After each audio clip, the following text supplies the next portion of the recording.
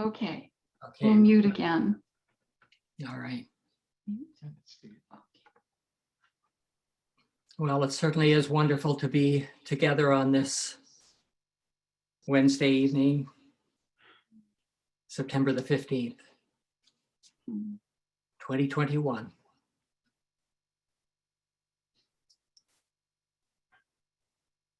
I personally feel that this has been a long time coming. And I think there's others on the line that feel that as well, for very particular reasons that relate to the joy of being able to invite Yujin and Marsha to speak into this service assembly.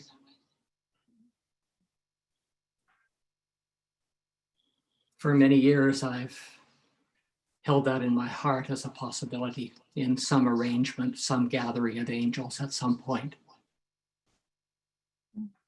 that they would be able to join us and share what's in their heart, moving in the spirit from where they live in Korea. And also the fact that it's been a long time coming, this movement that was initiated by the Lord of Lords when he was on earth. And we recognize some of what it's taken to bring things to this hour. I was thinking earlier today that at the age of 33, when he was incarnate in the man Jesus, he opened in a new age of opportunity the third sacred school. First the first, then the second, and then the third. And then he moved on in the remaining, to open all the seven seals, the sacred schools of the body of mankind. And as we move in that opening spirit, we'll discover what that really means in this day. But it was shortly after that he returned to the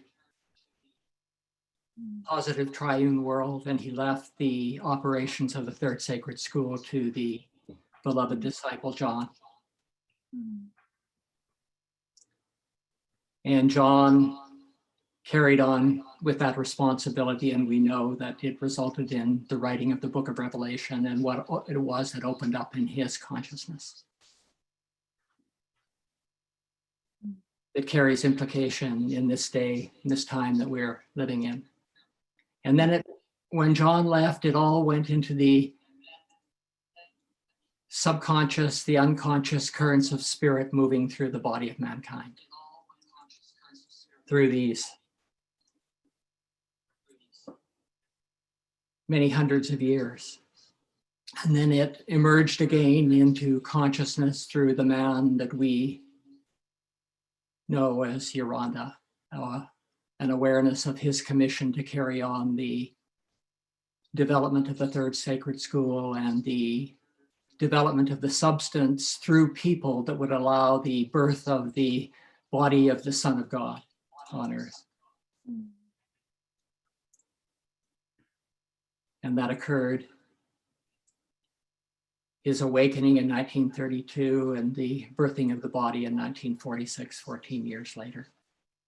7 years later, he left in the plane crash, as we know, and Martin took over and carried through in such a magnificent way, bringing forth the expansive nature of the body, the spiritual body, the focus for the whole body. As we, many of us, probably all of us, experienced with Martin. And then he left, and he left it to his body to prove out that they understood what it was that had been commissioned unto them, the individuals of his body. And we're in the process of proving that out in the 33rd year right now since Gordon left. Same age as Jesus was when he left. Don't know if that has any particular significance except in the numbers, but we note that something magnificent and of cosmic proportions has been put in our hands and the hands of many others that we know who aren't on the line tonight to carry forward and prove as individuals and as a collective that we know what these archangels were talking about when they initiated this cycle. And so here we are with the promise that is present with us tonight and the joy of sharing with Yujin and Marsha and them sharing with us in one whole collaborative context, angel to angel.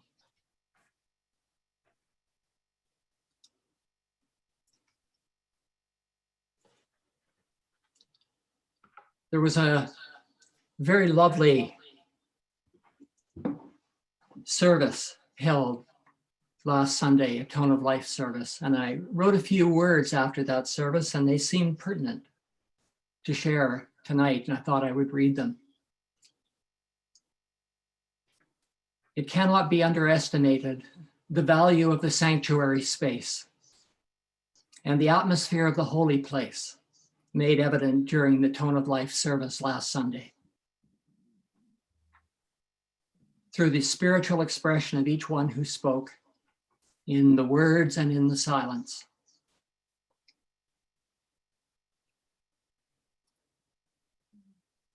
There are a number of vehicles of expression being made available. Now, useful, all of them, for significant ranges of generation and the release of the one spirit, to the glory of God and to the blessing of the collective. Evidences of integration are much more visible right now in the heaven that we share. And this is cause for joy. Joy to the Lord, and joy to everyone who is playing a part in allowing a leadership body to develop and function.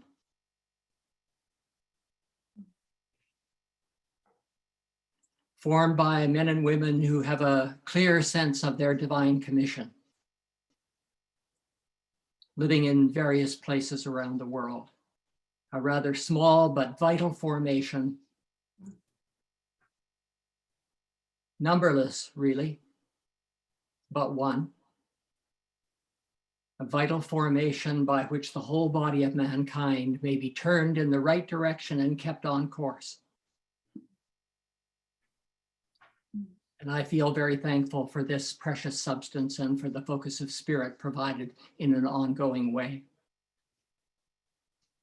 Through all these formations, this one in particular that was mentioned was the Tone of Life service pattern that many of us participate in. After writing this, I was thinking that sacred space is not empty. Sometimes it's thought of as a huge oceanic, empty space of light and perhaps some sort of cosmic sound. But sacred space, if it's in the holy place, is full of substance that is yielded and willing to receive the currents of spirit that are moving out of the highest heaven.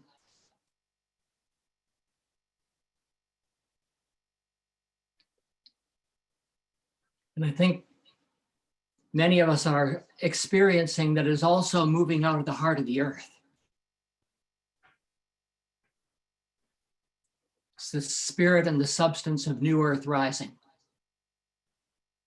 substance of the motherland.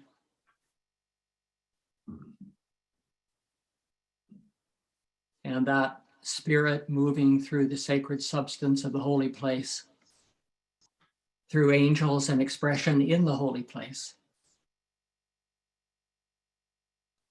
compels substance to conform to the transcendent design in spirit.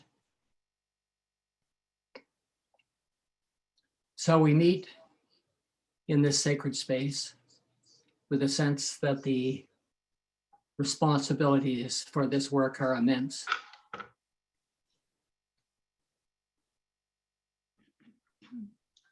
And so we come together tonight to engage in this joy and this work. Recently, earlier this week, Robert Kaufman and Steve Ventola and I were meeting by Zoom, and we were planning for this service, and we were considering the quality of the invitation that we would like to extend to Yujin and Marsha. And it went along these lines. Yujin and Marsha, we notice how the sources of chaos in the world have developed expertise, and they've refined techniques which are used to conjure up fear and anger, chaos and paralysis in people in order to control the masses. And we, if we're spiritual leaders, we need to be just as expert with developed capacity to awaken a love for the truth and establish an atmosphere of peace, sacred space,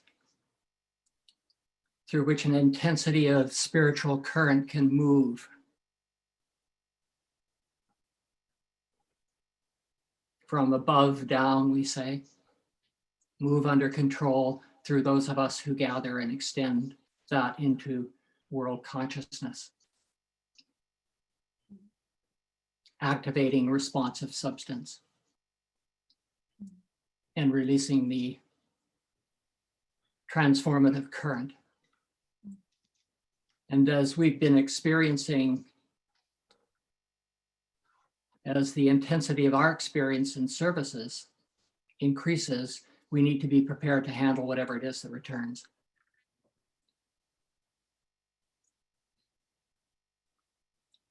And so we invite you to speak openly about any themes that you feel need to be addressed in radiation. That's our invitation to you, Yujin and Marsha. Everyone in this temple service is at ease, moving with you at any level of intensity that you feel is wise and required. Using any terminology you wish to use, welcoming everything. We trust the Lord and we trust you. And these temples are open to receive and let spirit move through clearly and cleanly.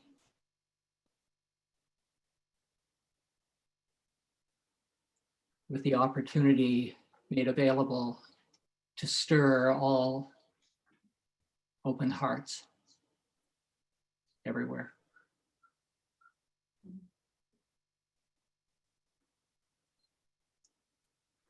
So we're open to sharing in a different kind and a different quality of leadership that is generally recognized and embraced in the world. We've been open to this for many years in our experience with Martin, what we've known of Yolanda, and what we have been illuminated by through engagement with them and come to understand of the life of the Master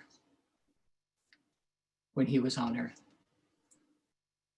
So this is the kind of leadership that we came to share with you, Yujin and Marsha, all of us. And I would like to turn it over to you now to do what you will.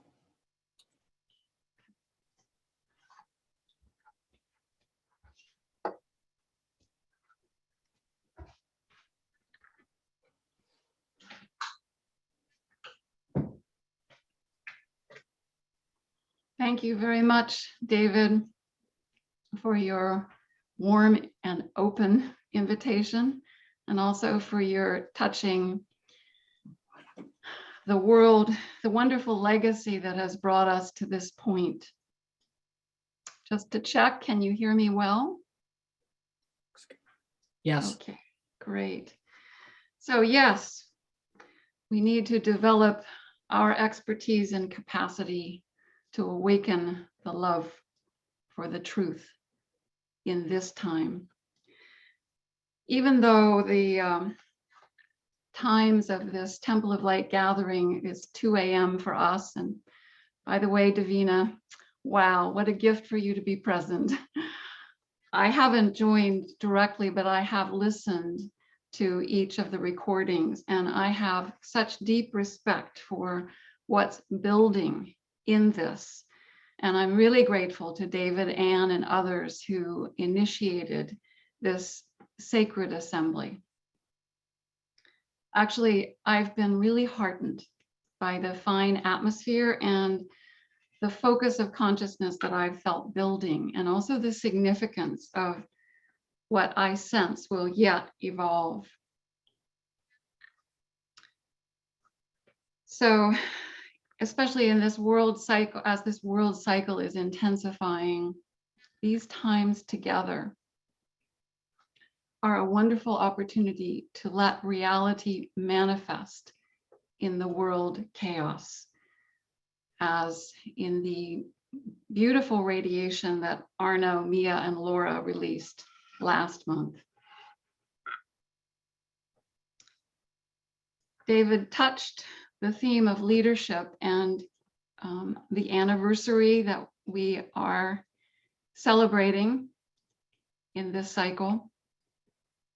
In the last anniversary, when Yolanda was alive, he emphasized the need for leadership.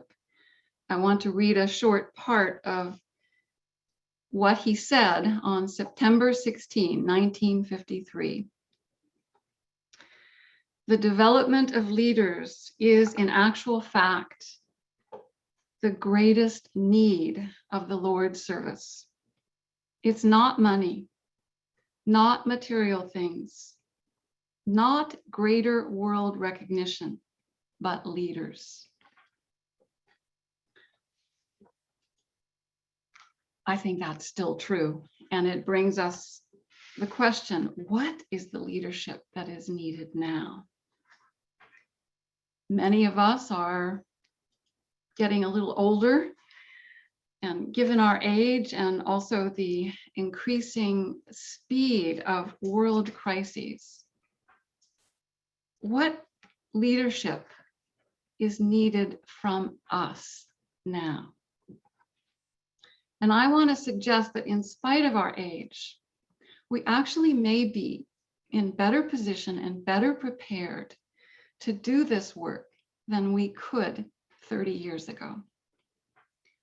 For one, the pressures of the earlier stages of life are no longer distractions for most of us, so we can give ourselves fully, as David said earlier, to fulfilling our divine commission.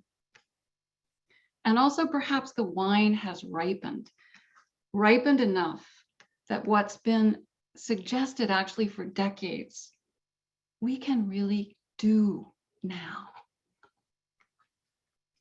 We have a wonderful precedent in Martin.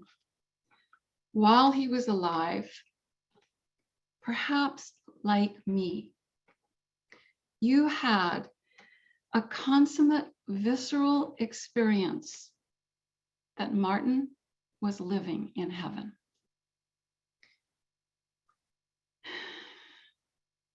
And you probably also experienced, as I did, how quickly the heaven of EDL dissipated after he passed. Perhaps you realized how much of the clear heaven of true identity, understanding, and purpose Martin personally held for the whole EDL body. Maybe that caused you to consider, as it did me, how much creative influence just one person living in heaven extends into the world. And I think that gives a hint of the leadership that is needed now. How did Martin consistently live in heaven in the pressures and challenges that he experienced? Well, he consistently maintained true polarity and also a rich reservoir of pneumoplasm. These two are very much interrelated. But today I'm drawn to focus particularly on pneumoplasm, and particularly the unique factors in generating and sustaining pneumoplasm now in this intensifying world cycle. It's clear to me that the leadership needed now is the regeneration of the highest level of pneumoplasm. We could call that capstone pneumoplasm, referring to the capstone of the pyramid of mankind's consciousness. And that represents the most awake level. But if any of you are uncomfortable with the symbol of a pyramid, we can also look at mankind's consciousness as a sphere. And the most awake level of that would be the inmost core of that sphere. I like to think of it as the inmost ranges of our heart, because that's what allows us to connect with the full ranges of heaven, which opens our experience of identity in God, divine vision, and purpose.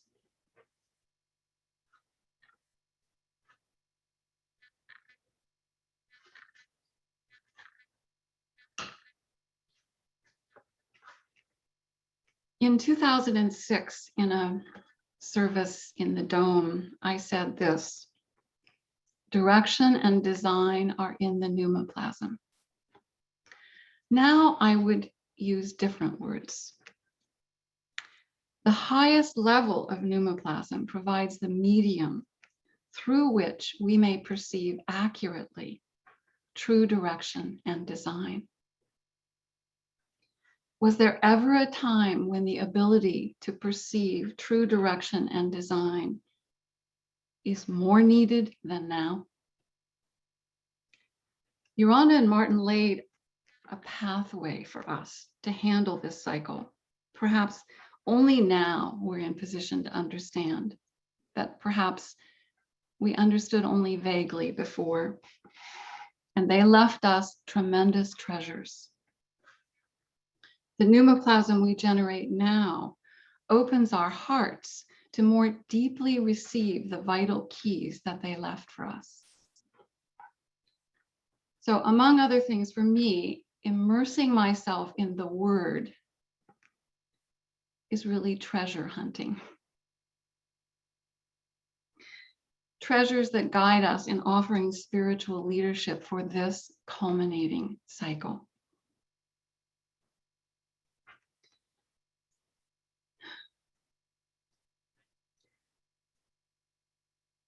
So that's something of what I mean by capstone pneumoplasm. It's not just awake enough to know I'm divine, but awake enough, awake to precisely know what the Lord needs from his leaders now, particularly me, each one of us.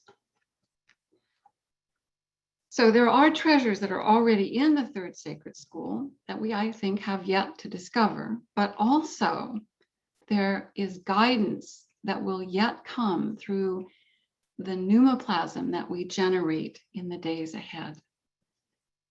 I want to read something from one of these treasures that I think gives wonderful keys for the leadership that's needed now. It's called Transformation and Transmutation. And in it, Martin is speaking about the means for transforming the world. And he refers to pneumoplasm as substance and also life plasma.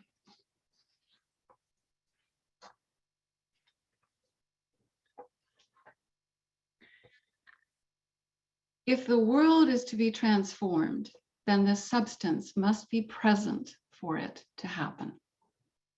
Otherwise, what is occurring in the world leads toward greater and greater disintegration.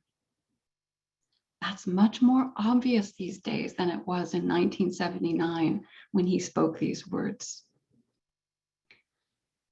This transformation comes not by physical effort or intellectual effort, but by the Spirit of the Lord. It comes by the word. So we have seen our responsibility relative to the word. Our participation in the expression of that word in our living is absolutely dependent upon this life plasma, pneumoplasm, the extent of its generation, the extent of our connection in the personal sense, and the extent to which this substance of connection overflows to fill our worlds so that our worlds may be immersed in this substance. Then there is the means for transformation.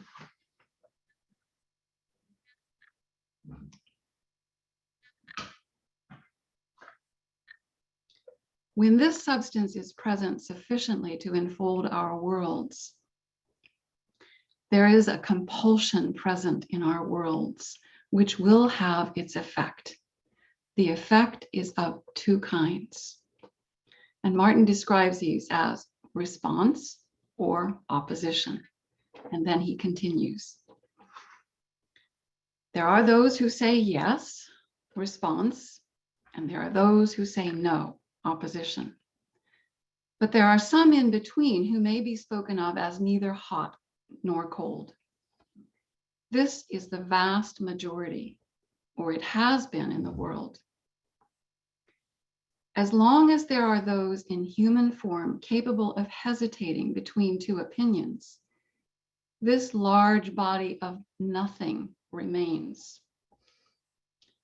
But there is something else here that comes into the picture. There are those who, having said yes, that's us, are beginning to participate in the increasing generation of the required substance. Not only the generation of it, but the intensification of it. The temperature is raised. The fire becomes more fiery. So Martin describes that the cycle intensifies. And then those who are in the middle, in the lukewarm state, find that they cannot stay lukewarm because things are being hotted up. And you find that the yes end begins to expand and the no end begins to expand, taking in more of the middle until finally they meet in the middle and there is no more room there for anyone. Everything is spewed out. The lukewarm state is spewed out all together. So I think we can see that things are certainly heating up in our world these days, and there's much less room for sitting on the fence. He continues, let the substance be intensified in our experience. When it is intensified, there is more generation of that substance, and there is more to spill over into our worlds until our worlds are completely immersed in this creative substance. Then the temperature of the substance is raised in our worlds increasingly. The transformation continues until all that can be transformed is transformed.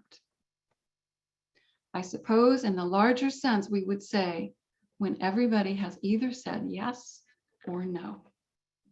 Here is the separation of the sheep from the goats. Here, a line is being drawn on earth. And when the line is clear cut, then the transmutation can occur. As it was put, the Lord is not willing that any should perish, but that all should come to repentance, that all should make a choice. And there is a point somewhere where everybody has made a choice. Everybody who is present on earth at that time. And because there are those who say yes, here, there, and everywhere on the face of the earth, this is not restricted in any way to race, color, or anything else. Because there are those who say yes, then the good news is preached in all the world. At that point, the end comes. In other words, the transmutation comes. So I think the topic of transmutation is something we can save for another time, because there's still plenty to do in intensifying substance so that all that can be transformed is transformed. So I thought this emphasizes well the importance of pneumoplasm, and also that our generation and intensification of pneumoplasm amplifies the compulsion for transformation. It's part of what is heating things up and compelling people to choose. And they choose through the moments of their living, through the circumstances they face, just as we do. Do we say yes or no to transformation? Do we choose heaven's design or the mind-made world? Do we choose the truth of love or fear? That is the essential choice everyone must make. I want to speak a little about generating capstone pneumoplasm as individuals, especially in this intensifying world cycle. Certainly the world is moving into a time of more crises, and some of that will impact us directly. Some already has. The Lord needs leaders that can bring heaven's direction and control into these crises. One way to do that is to sustain the experience of well-being amidst crises. That's something Martin mastered. He had many crises to handle, and he learned how to stay in heaven regardless of anything. So how can we sustain the experience of well-being amidst the crises? Recently, 3 ways have proven to be helpful to me that I want to share. The first is deep surrender and letting go in absolute trust of the Lord. With the increasing speed of world crises, greater challenges may come to us. And those greater challenges bring us choices where we prove what we really trust. The challenge may bring fear of losing what's really precious to us, or distrust because we can't see any way through, etc. So I've found that there's a continual renewing and expanding of trust required. The second way is a very deliberate practice of expressing only the truth of love and following heaven's impulse. There's so much that stirs us to follow the impulse of the mind and not heaven. So the pressures that are intensifying in our world and in our lives, I find, requires another level of deliberate choice and practice, so that I may ensure that I am accurately perceiving heaven's impulse and really expressing the truth of love. And if I'm not, be honest with myself and others and make corrections as quickly as possible. These days, especially, archetypal patterns may focus through the circumstances that come to us. Patterns of injustice, betrayal, maybe even crucifixion. So when circumstances bring us waves of these, or life-threatening fear, or devastating loss, we have an opportunity to set a precedent of victory by expressing the truth of love and reverse patterns of failure that have plagued mankind for thousands of years.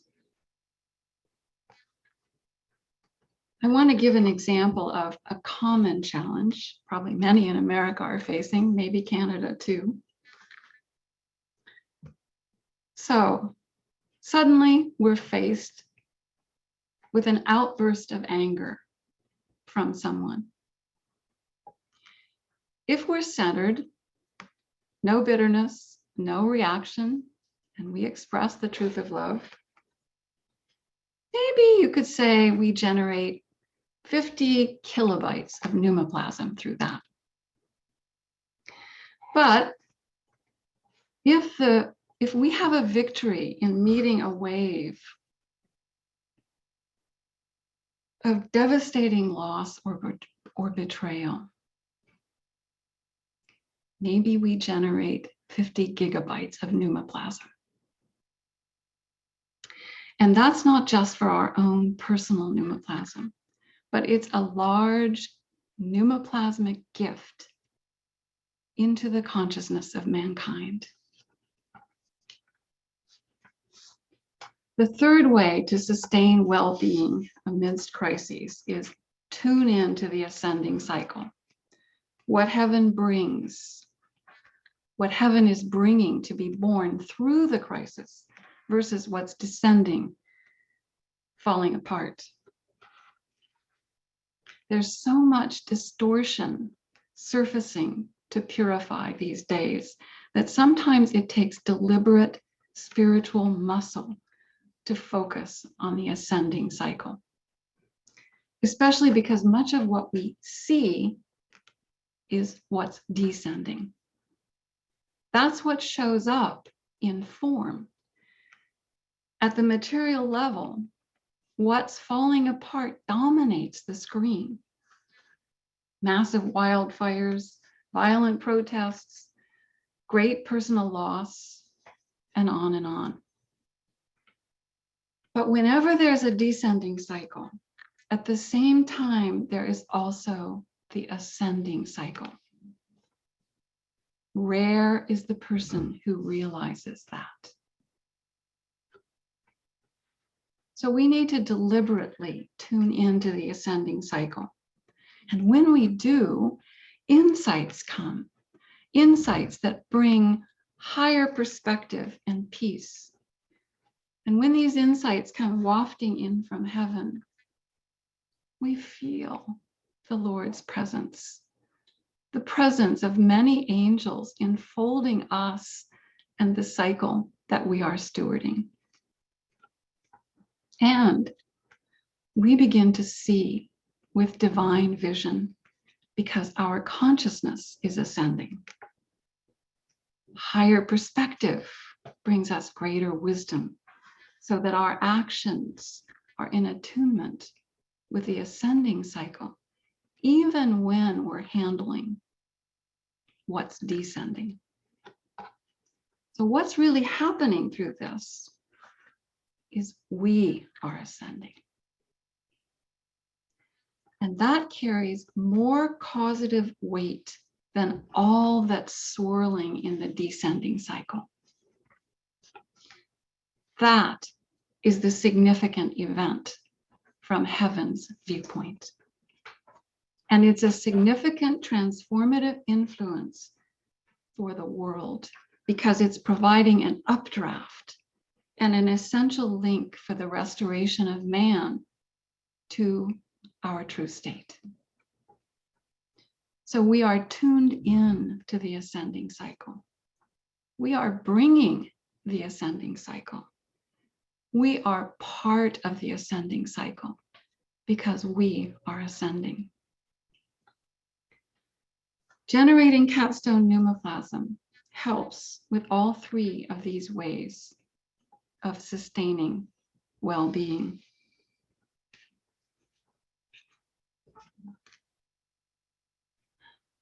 I want to touch just a bit on collective pneumoplasm before I close.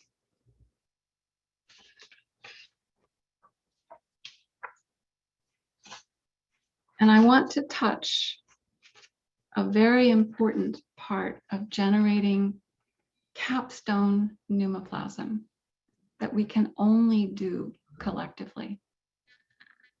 Even if there's just a few people, we can provide a template for others. So one way to describe this is actually a scene from a novel by Doris Lessing called Shikasta. Doris Lessing studied with a Sufi master, so her writing often imparts deep spiritual understanding. So the scene in this novel, Shikasta, is giants, those in true stature, gather in a generating chamber to establish their cosmic lock with a star that is their centering point. And once that contact is made, they transmit cosmic influences that nourish and guide the whole planet. So when we gather in our different groupings, Temple of Light, Tone of Life, etc., I think of this. We are giants gathering in our generating chamber to make the cosmic lock that guides and nourishes all the other levels of consciousness. Spiritual government. It's not telling others what to do, but it's providing a capstone of vision, of pneumoplasm and perspective that invites the whole pyramid of human consciousness to come together in heaven's design. The leadership needed now is the regeneration of capstone pneumoplasm, collectively and individually. Those who generate capstone pneumoplasm provide the essential link for the world to transform and for heaven to guide us into the ascending cycle. So I'll turn it over to Yujin now.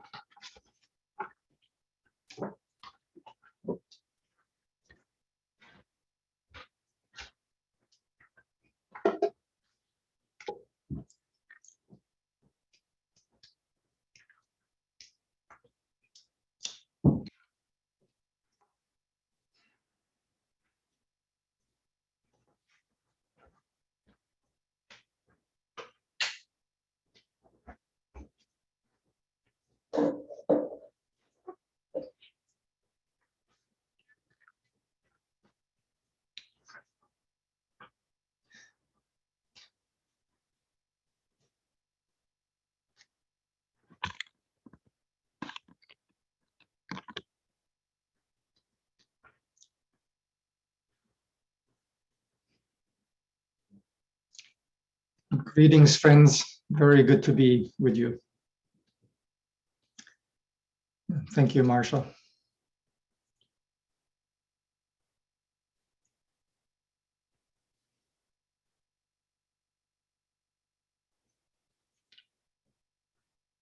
In the world,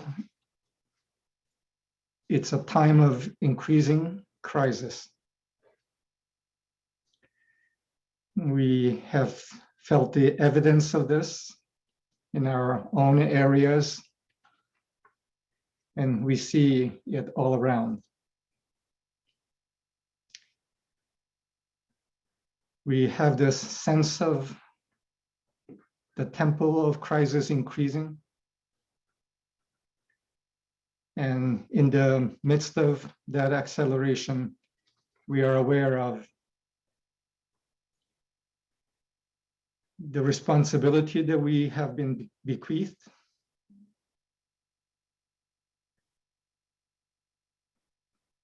by some of the greatest spiritual leaders that have walked on this planet, and the gift of understanding and vision we were given to prepare us, particularly in such times as we are in now and increasingly entering.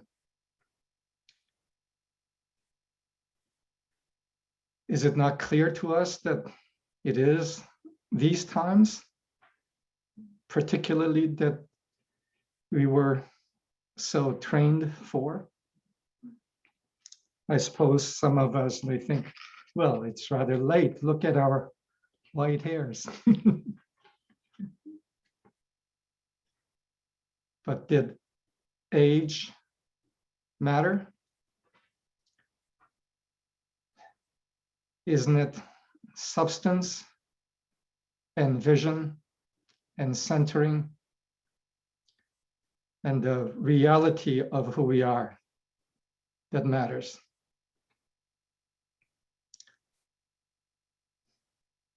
So, what are the times that we are in? What is this acceleration that is taking place? And I suppose in moments we may have concern and fear that the massive generation that took place while we were with Martin has been scattered as much as it has, and what is possible now with those of us that are conscious to carry on in these accelerating times?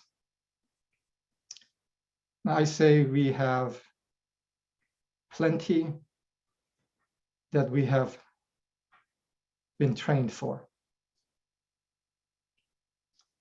Martin spoke about a time that would come that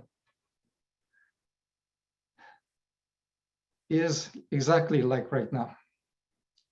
And I suppose he spoke of the time that he was in, as well as the time that was coming, as a time of explosion.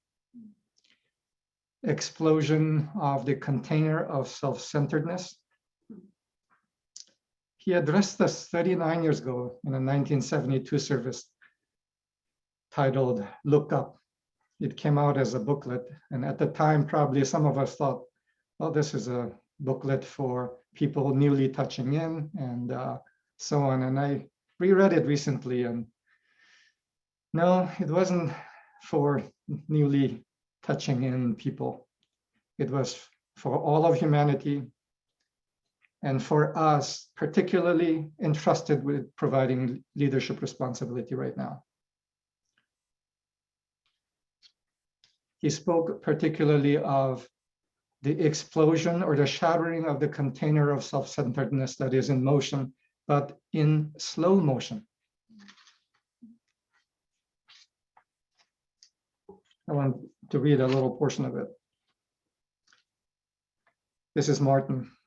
We haven't, of course, come to the point where the shattering in the worldwide sense is complete. In one sense, it has just only begun. If we, however, consider the outworking of things in cosmic terms, so that 1,000 years is as one day, then what would 100 years be? Almost instantaneous experience, wouldn't it? An explosion is looked upon as being instantaneous, but it isn't. It follows out the cycle. It takes time, in other words. We see it happening, and while it takes years from our standpoint, the time involved is really nothing. It's an explosion. Of course, there's an ultimate point where the shattering occurs very rapidly, even in our eyes.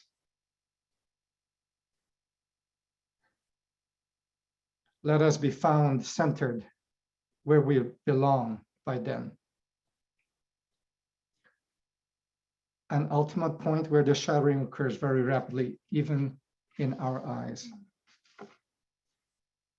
I believe such are the times that we are in. An ultimate point of more rapid shattering. Perhaps we could speak of these as an ultimate harvest time. A time when what has been sown through all the ages is reaped. A time of balancing of the books.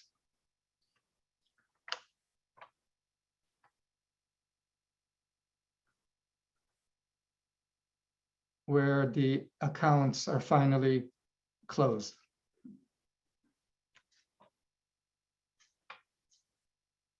A harvest time, which on the other hand is a birth time.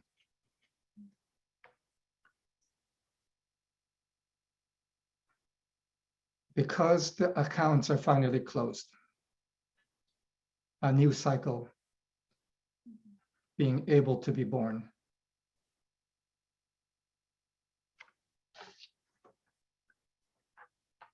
I want to read a portion of a poem I wrote 39 years ago. This title is Celestial Wind. I was a 27 years old youngster then, but had a clear sense of what would be coming. This portion that I'm going to read is the latter part of the poem. Celestial wind. Tender is the green remembering wind. This is speaking about a wind that is blowing in the land. A wind of spirit. Tender is the green remembering wind. Yet as the wind is tender, it is also just and exacting. Like a tide turning in a celestial sea. Irresistible is the karmic wind. What has been sown in all ages is now reaped. Mathematically and swiftly, it is now reaped. Sweet may seem the wind to they who have sown sweet, and bitter may seem the wind to they who have sown bitter seeds.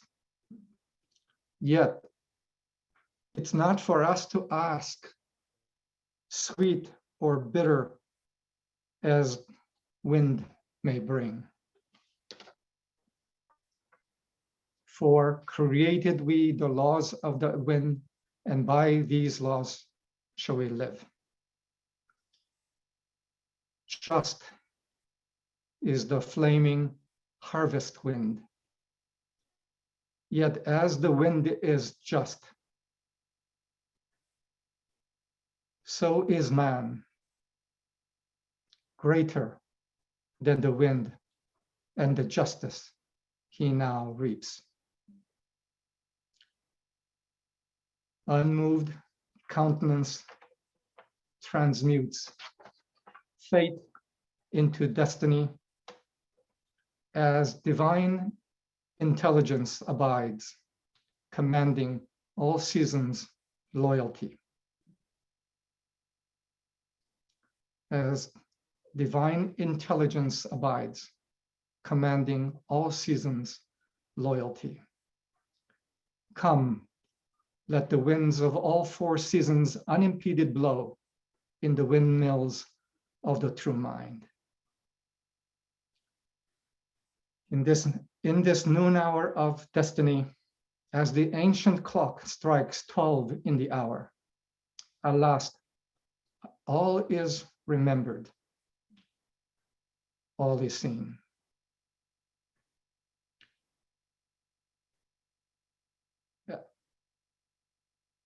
At last, an ancient mission we complete. Patient veterans of countless seasons. From the consummation of ancient work and honor is born anew true man's purpose for this eternity.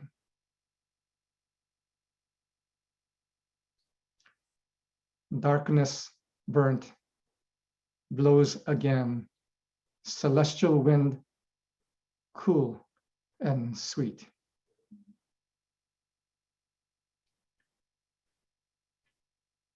Darkness burnt, blows again, celestial wind, cool and sweet. Once upon a planet shone archangelic light, as true man to noble purpose rose and rode the four winds again.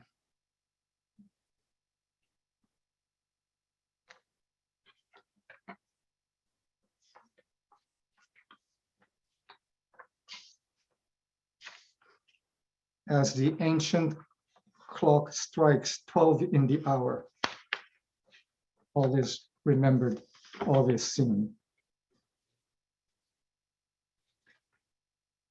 The ancient clock striking 12 in the hour is describing a point where all that is sown is reaped and the books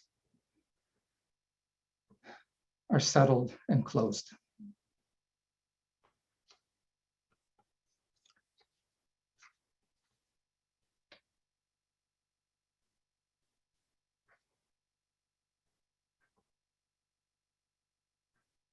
This is speaking of a point towards we are accelerating right now. A point at which, in fact, all the cycles that have been building for millennia come to point, and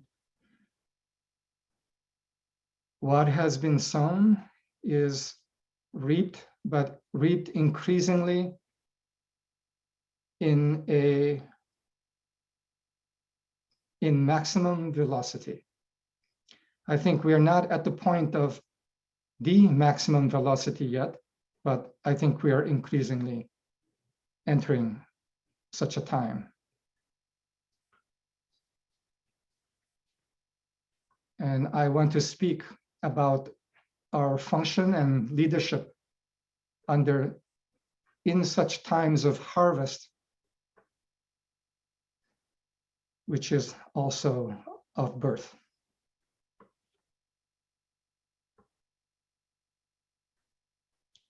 I think we are entering times increasingly that are going to be more tumultuous yet than we have seen. And if we look at these past 2 years, they've been plenty tumultuous, and we think, well, it'd be nice to get COVID over and the wildfires a little calm down, and maybe we could go back to a little more normal, but maybe some other parts of us, while wishing this, also know it may not be so. And that this acceleration and intensification may continue. And that's my sense. And I want to speak about events that happen when pressure builds to a maximum, and then builds to a more maximum, and so on.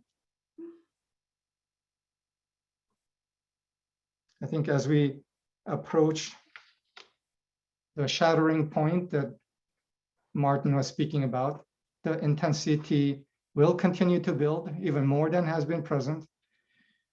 And there'll be surfacing of all the things in the subconscious of mankind that had been there that had not been cleansed, and all of it surfacing in order to be cleansed. Could a new heaven and a new earth come without all of it being cleansed? Could it? Obviously not. And what did we think that all the cleansing of what is in the subconscious of mankind would look like or feel like? Certainly not a walk in the park. So increasing surfacing of anger, fear, shames, griefs, all the hidden pains that had been present in the subconscious of mankind coming to surface to be detoxified ultimately.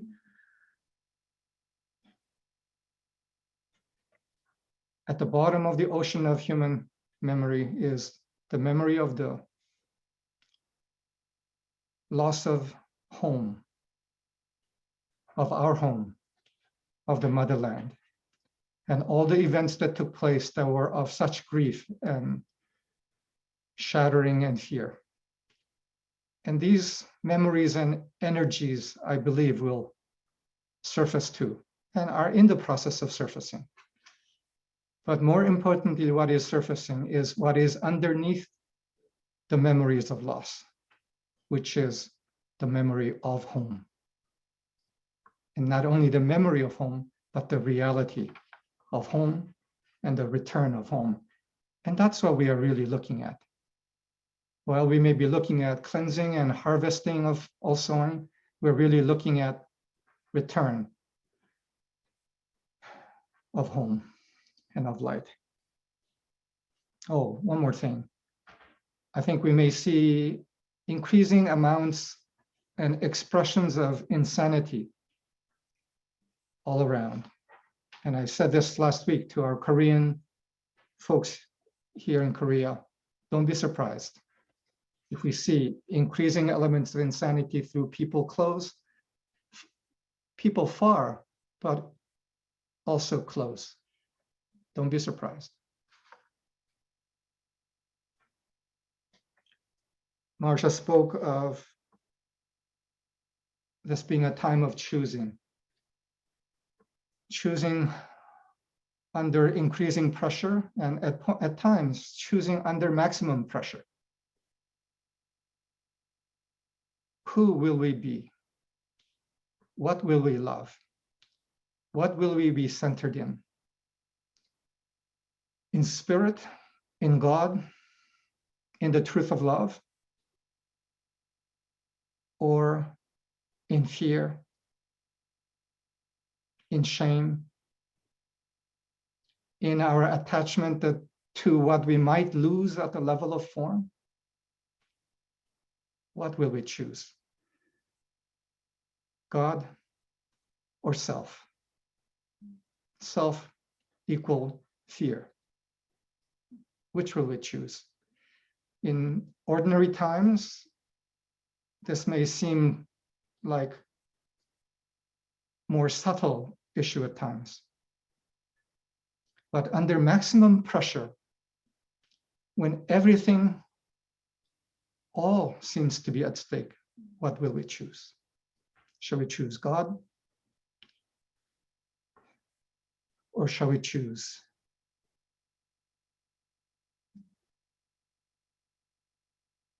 what we fear we might lose if we chose God? We're being called to let all go, fears, preferences, attachments, habits, and come increasingly into the present moment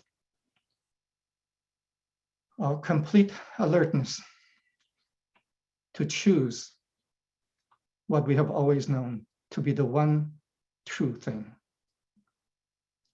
the Spirit of God, no matter what we might lose in that choosing. This is the meaning of the day of judgment. Not God judging us, is that each human being will be called to make the judgment as in choosing what they truly love and what they will move with, God or self. I want to speak a little bit more about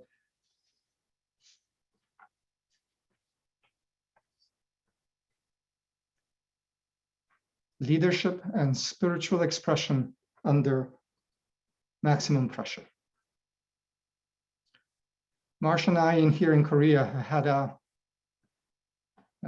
what shall we call? The frontline experience of this in the past couple of months. A cycle that could be describable as vibrational crucifixion, attack of a maximum order. But it was very clear to us, this was just a forsaging of the cycle, not just for us, but for whole of humanity. Spiritual expression under maximum pressure. Marsha spoke of deep surrender,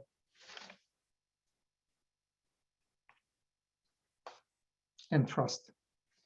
Even in the face of losing what is most precious, yes, deep surrender. She spoke also of expressing only the truth of love, even in the face of devastating loss or betrayal. Yes, choosing only the truth of love, no matter what is brought to us, no matter how unjust they may seem to us.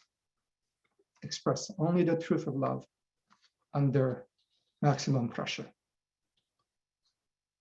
She spoke also of tuning into the ascending cycle. Yes, even when everything seems to be going to hell, tune in to the ascending cycle, because everything is not going to hell. In fact, it's going to heaven. It just seems that on the way there, it looks like hell. So tune in to what is behind the appearance of hell, which is the birth of the new. And thus bring capstone leadership.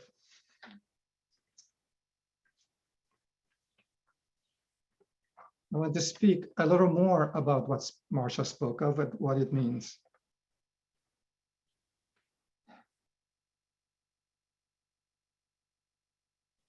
In times of highest pressure, which for some of us may seem not yet so close, but if so, it's just, I share this with you as a hint for a possible other time or future. In times of increasing pressure,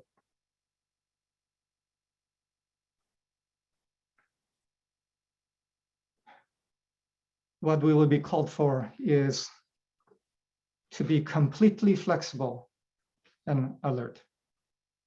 Completely flexible and alert. Like we were going on class 4 Whitewater in a river. You know, I taught Whitewater for many years and took many people on Whitewater, Poudre River in near Sunrise Ranch. And class 1 Whitewater is when you go down the river and you enjoy the beauty, and it's just wonderful. It's a leisure ride down. And then class 2 is, so you enjoy the ride down, but there are little thrills here and there, and it's kind of very enjoyable because of the added thrills. Class 3 Whitewater is a little different. It's exciting. It's mostly exciting.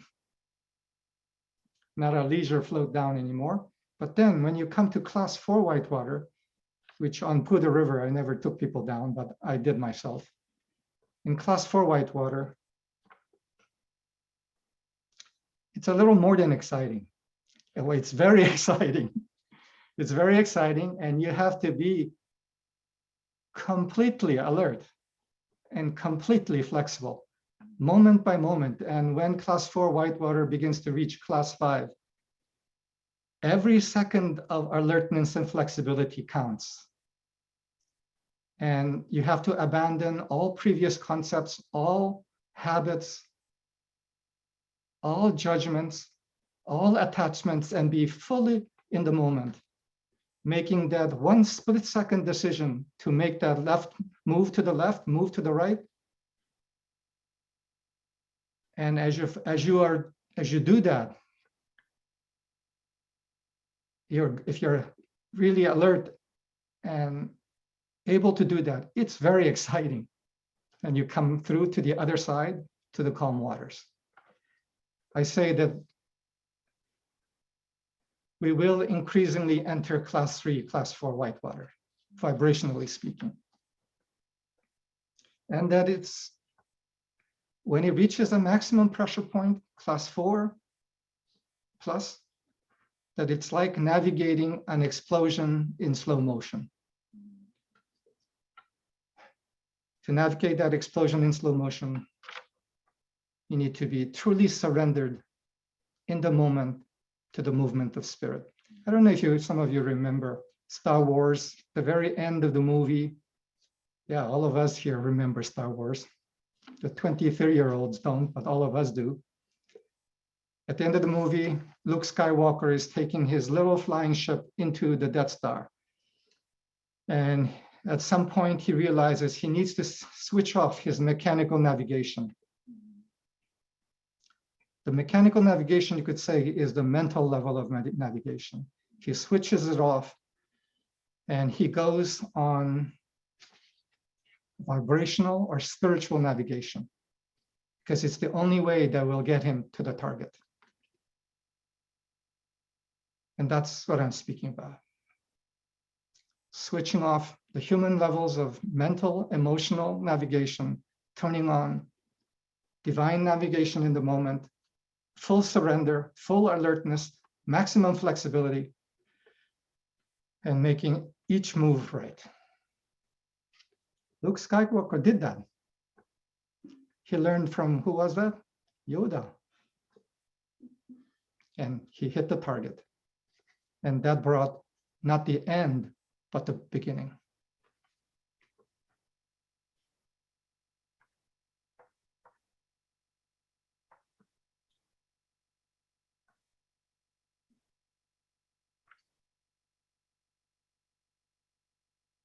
The story of Abraham was a story of full, complete surrender, releasing even what was the most precious thing to him.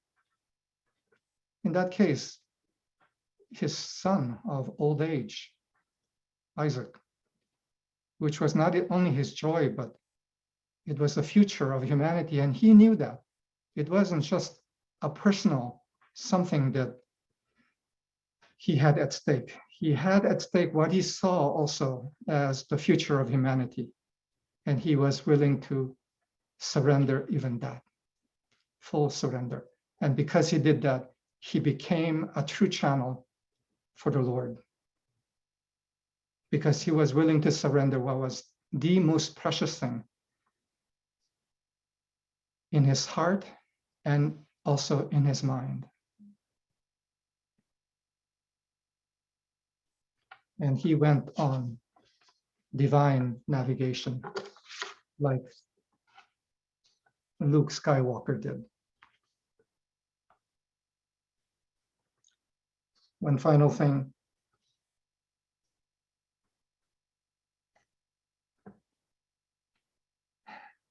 Marsha spoke about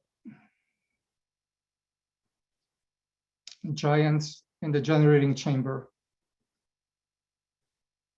coming into the place of attunement together and together making cosmic lock, not with each other certainly, but with the star that was the vibrational source for the planet that they were on. They made cosmic lock in this time of harvest and of new birth under maximum intensity and pressure. The most important thing will be that cosmic lock. Not only as individuals, but us together. This is the leadership. The capstone leadership that Marsha is speaking of. Those who are most conscious on earth, being able to together make cosmic lock and thus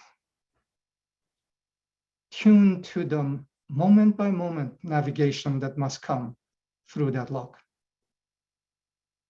which is both guidance, but also the pulsations of energies to be released into this planet together, that will guide others too, that in their own way will tune in as the pressures increase.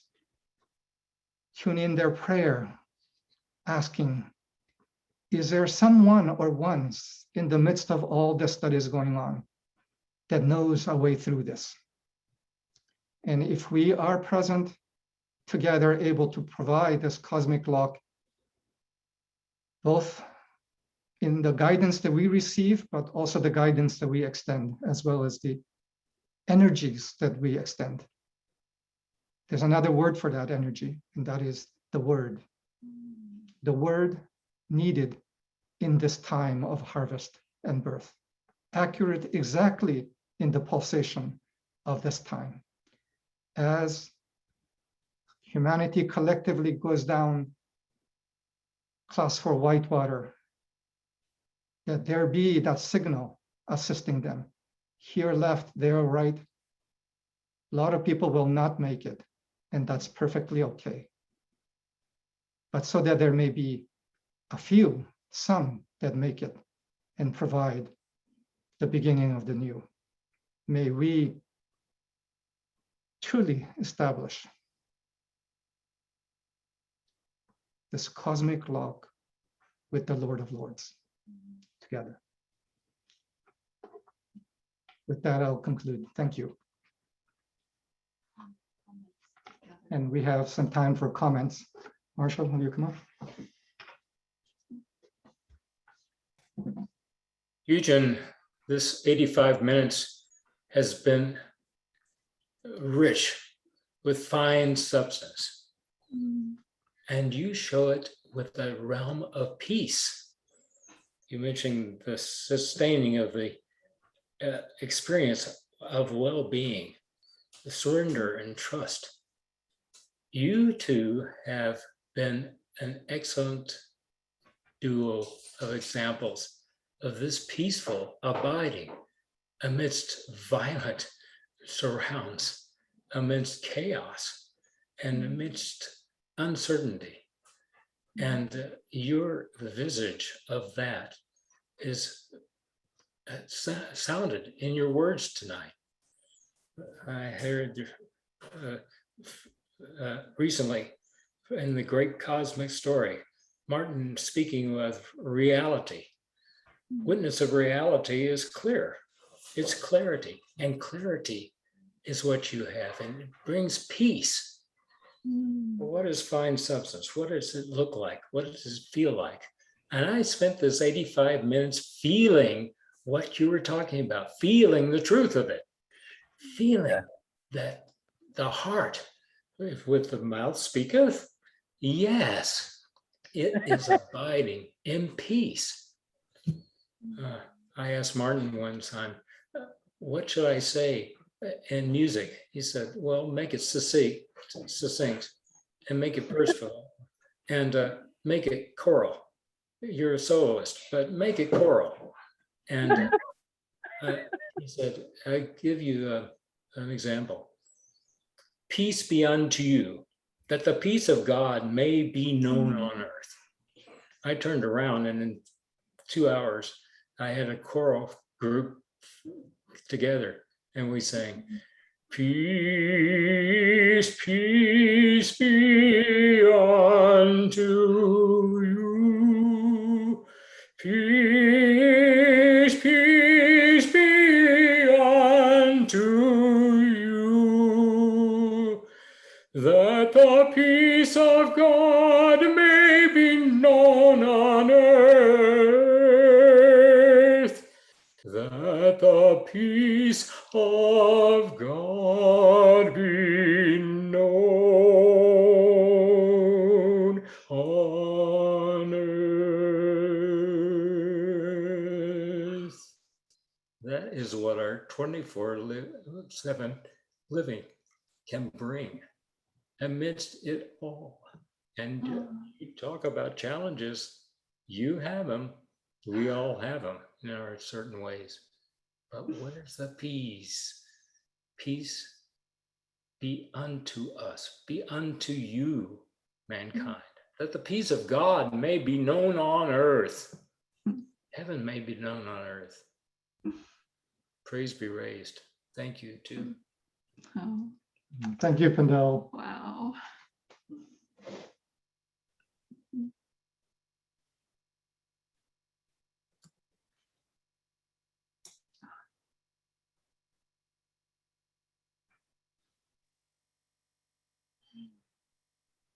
Thank you, Del, and thank you, Yujin and Marsha.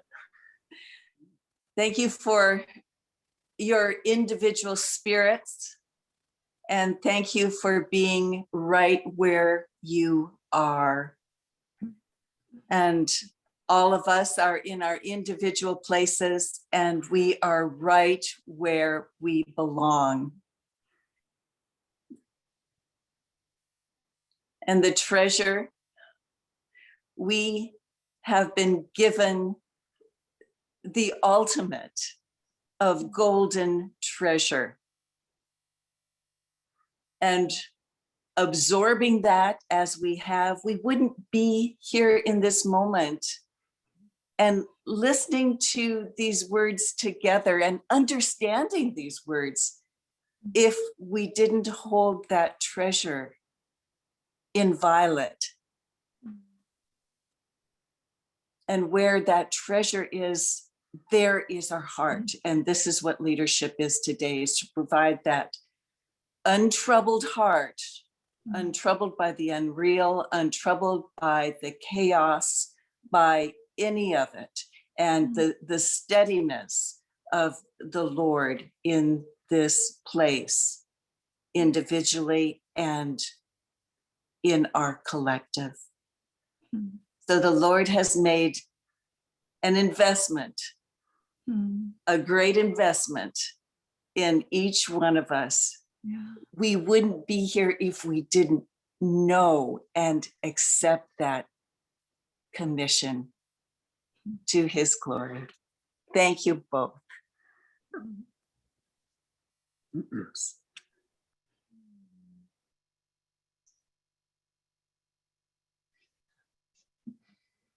I want to voice my deep appreciation and agreement for a very beautiful hour, or hour plus. I like this image of going down the rapids in the river. And we won't know what it's like to go to number 5 until we're there. But one could be assured that if we handle the moments that we have now, we'll be ready. And what I was feeling more than anything was this cosmic lock that you were talking about. For me, my radar, or maybe my fine tuning of that, is very, very deep. I may have, my mind may identify it a certain way, even outer identification. Well, I'm no longer the ego, I am that I am. But the real truth and the knowing of that goes much, much deeper. And it relates very much to what our connection, our lock is with the one who is responsible for the world, this heavenly world that we're a part of. And his expression is love.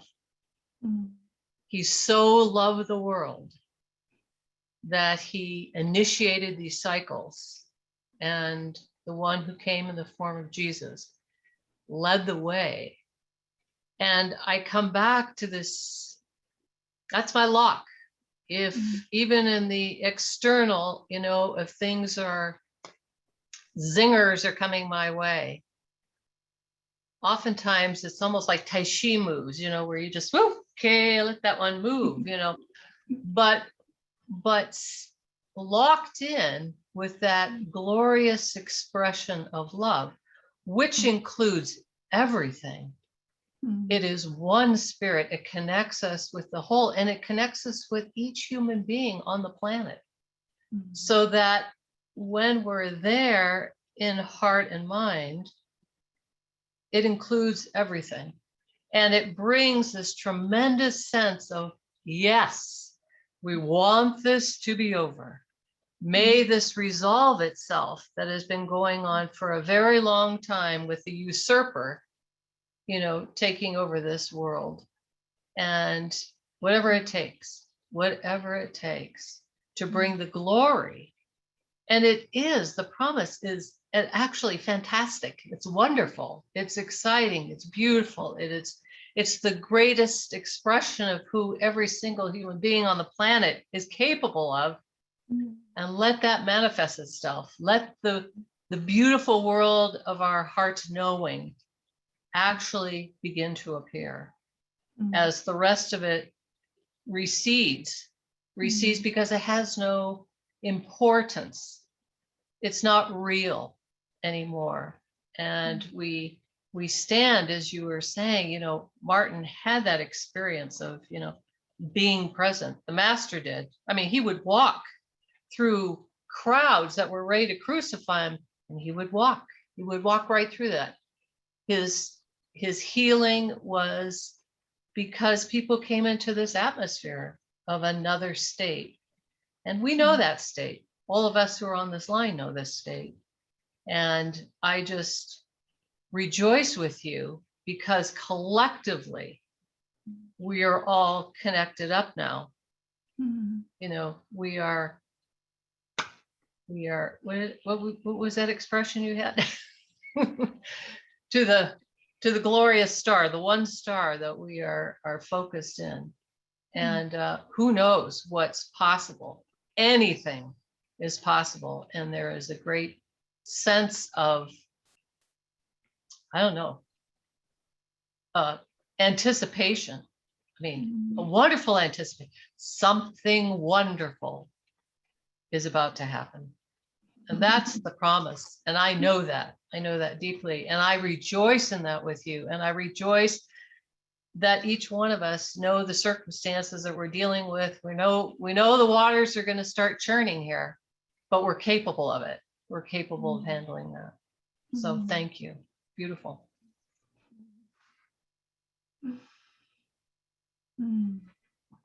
Thank you, Joyce.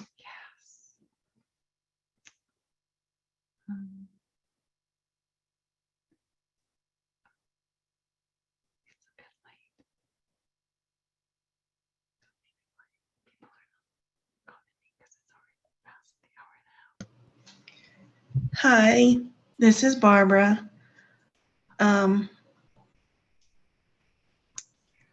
I spent some time with Alice Penwell, who's in town, and we were out having dinner at a Mexican restaurant that she used to visit when she lived at the ranch, and met up with the owner, who, it took her a minute to recognize her, but it was a glorious reunion. And we were sitting at dinner and we were just talking about spiritual things and how we handle it in our lives. And she mentioned this grouping, this meeting. And I got chills down my arms because I love you all. So to spend an hour and we understand what's being shared. And the bonus really is seeing your beautiful faces, Yujin and Marsha, and hearing your voices. We are meeting at the place. We are meeting at the capstone.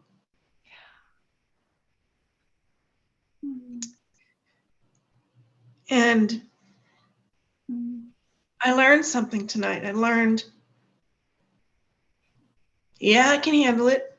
And I kind of knew that, but what does the cleansing of the subconscious look like? Mhm. I don't know. A light bulb went off and I went, yeah, it kind of looks like this. Mhm. So it has to be clean. It has to be clean. Pristine. Pristine. Mhm. No pearls before swine. Pristine. How are we going to get there? Yeah, it's going to be even more insane than it's been now. But the fact that we have each other, Mm. no matter where we are on the planet, Europe, South Africa, Korea, US, we are so connected Mm. that I actually have a different perspective now on what's happening Mm. and see the calm waters at the end. I see it, Oh. even though I don't know how to swim. You know what I mean? So what a blessing. I just can't even.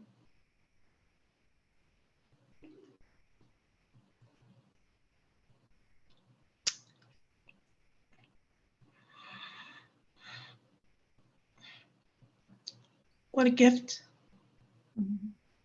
the Lord has given us through many, Yolanda, Martin, many others, and the two of you. Mhm. Thank you, my friends. Mhm. I love you. Oh. Thank you, Barbara. Deeply touches my heart. Hi, Marsha and Yujin. Can you hear me? Yes. Yes. Oh, good. Oh, I just wanted to thank you so much for being here and sharing the gold of your experience. And I felt that we kind of rolled up our sleeves a little bit with you, because in the whole, we can look at everything. Mm. And I think that the years that we have spent on the planet, by now, all of us, we have seen some things. Mm. We've seen parents die. We have seen an epidemic, a pandemic. We have actually experienced some things that we've learned something about the unsustainability of what is unreal. It's not sustainable. And there's something too about learning these things in a passionate way. It's not just a mental observation. Many of these experiences have brought an intensification in our feeling realm, in our heart. And all this kind of pressure is very useful in terms of birthing. I kept thinking about the process of birth as you were talking. So we have something very unique at this stage in our lives. And I appreciate the fact that you brought some of the unsustainable factors that are in motion, and we can't just put blinders on, they are in motion. And the fact that we have learned in vitro, in small ways, in the things that we have gone through, we have learned from them, as was mentioned. They build upon each other. Thankfully, we're given smaller experiences in which to learn about the greater ones that are coming. And I think that this has been a really important time together. I love the beauty too, Yujin, with your poem, and Pendle with your singing. Isn't it true that something beautiful carries exactly what the truth is, and that we're so blessed to have been experiencing in our lives over the years beauty, truth, which will sustain, I know. And I love the strength that came through those who spoke, and you too. And that strength has to be what holds the ship steady, and with beauty, step by step. And we will do this together. We'll see this through.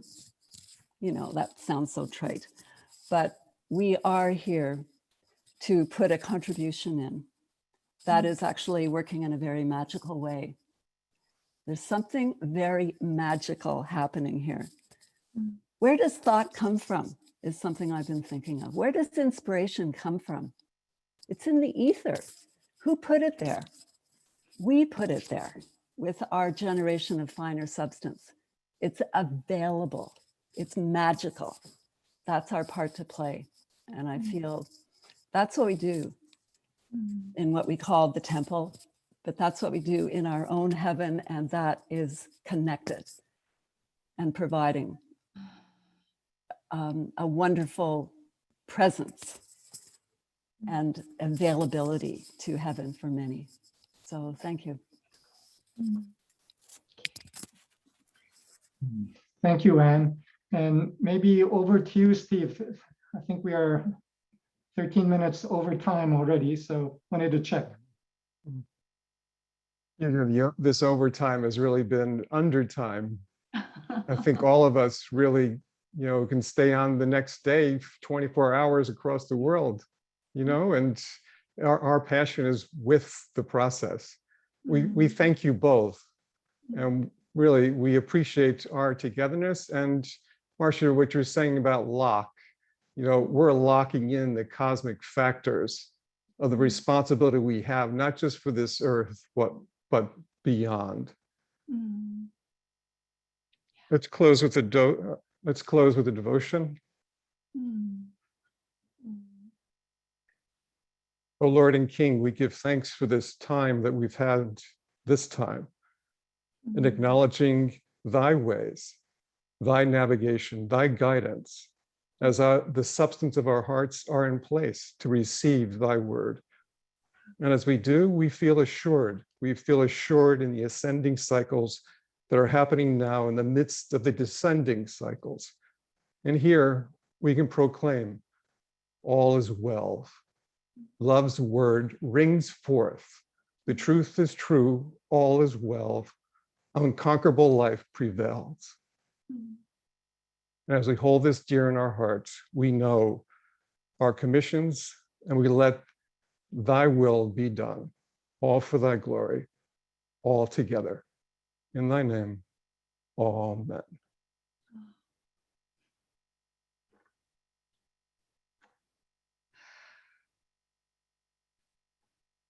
Our next, Wonderful, all of you. yes. Let's continue in this way. Our next Temple of Light, maybe Marsha, Yujin, and the other folks from Korea can be on our next Temple of Light, which is October 17th, with David and Anne leading our time. Okay. Good night, good day, everyone. Good morning, and we'll see you later. Hi. Yujin, Marsha, hello. Oh. Oh. Thank you. Magnificent. Thank you so much.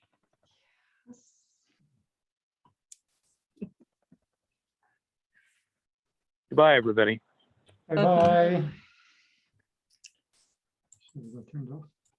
Yes, sorry.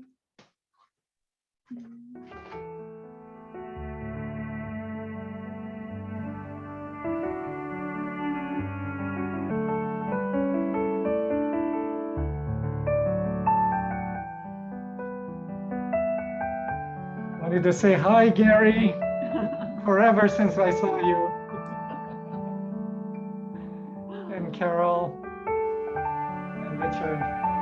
It's so wonderful.